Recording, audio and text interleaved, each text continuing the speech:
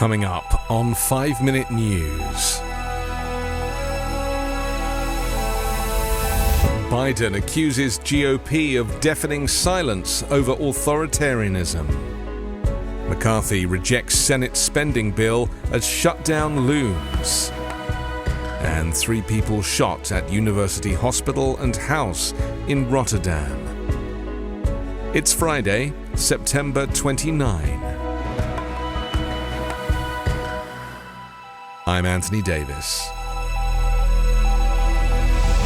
President Joe Biden issued one of his most dire warnings yet that Donald Trump and his allies are a menace to American democracy, declaring yesterday that the disgraced former president is more interested in personal power than upholding the nation's core values and suggesting even mainstream Republicans are complicit. The silence is deafening, he said. During a speech in Arizona celebrating a library to be built honoring his friend and fierce Trump critic, the late Republican Senator John McCain, Biden repeated one of his key campaign themes, branding the Make America Great Again movement as an existential threat to the U.S. political system. He's reviving that idea ahead of next year's presidential race after it buoyed Democrats during last fall's midterm election, laying out the threat in especially stark terms. There is something dangerous happening in America right now. We should all remember, democracies don't have to die at the end of a rifle, Biden said. They can die when people are silent, when they fail to stand up to or condemn threats to democracy, when people are willing to give away that which is most precious to them because they feel frustrated, disillusioned, tired, alienated. The 2024 election is still more than a year away, yet Biden's focus reflects Trump's status as the undisputed frontrunner for his party's nomination, despite facing 4 indictments, 2 of them related to his attempts to overturn Biden's 2020 victory. Meanwhile, a New York appeals court on Thursday refused to delay Donald Trump's scheduled October 2nd civil fraud trial after Trump accused the trial judge of wrongly refusing to throw out most of the case.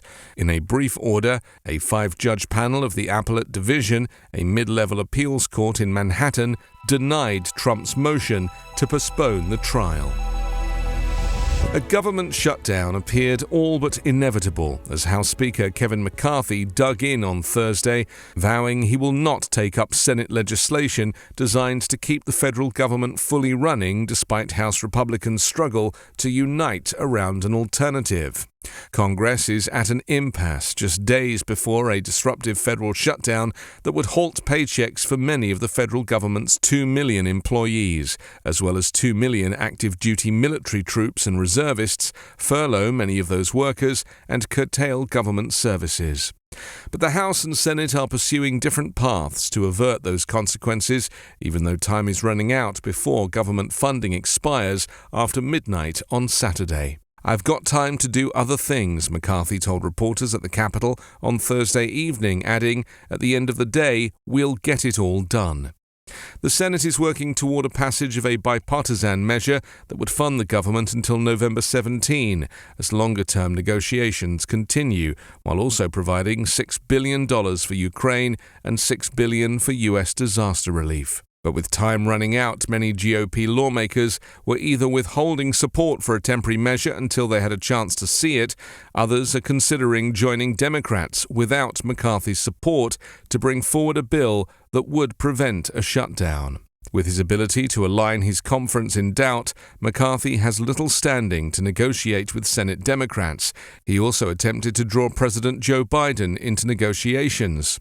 I think that the Speaker is making a choice between his speakership and American interests, Biden said. Senate Majority Leader Chuck Schumer said Congress and the White House had already worked out top-line spending levels for next year with an agreement this summer that allowed the government to continue borrowing to pay its bills.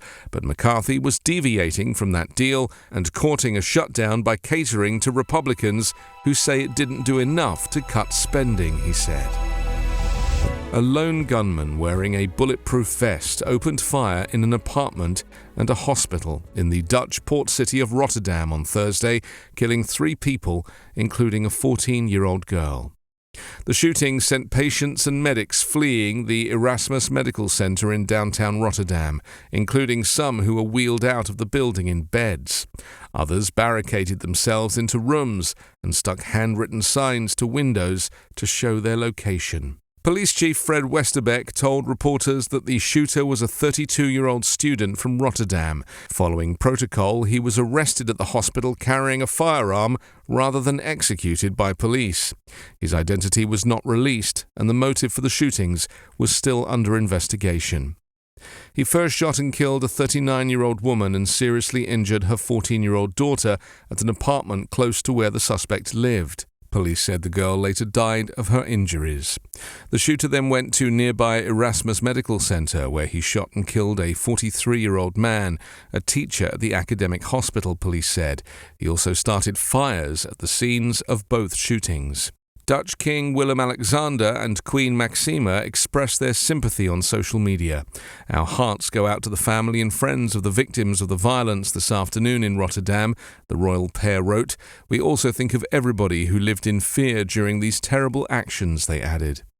The Erasmus Medical Center appealed on social media for people not to go into the hospital, but later said it was reopening. There have been scores of small explosions at homes and businesses across Rotterdam this year, blamed on rival drug gangs. There was no immediate suggestion that Thursday's shooting was linked to the feuding gangs. 5 Minute News is an Evergreen podcast covering politics, inequality, health and climate, delivering independent, unbiased and essential world news daily.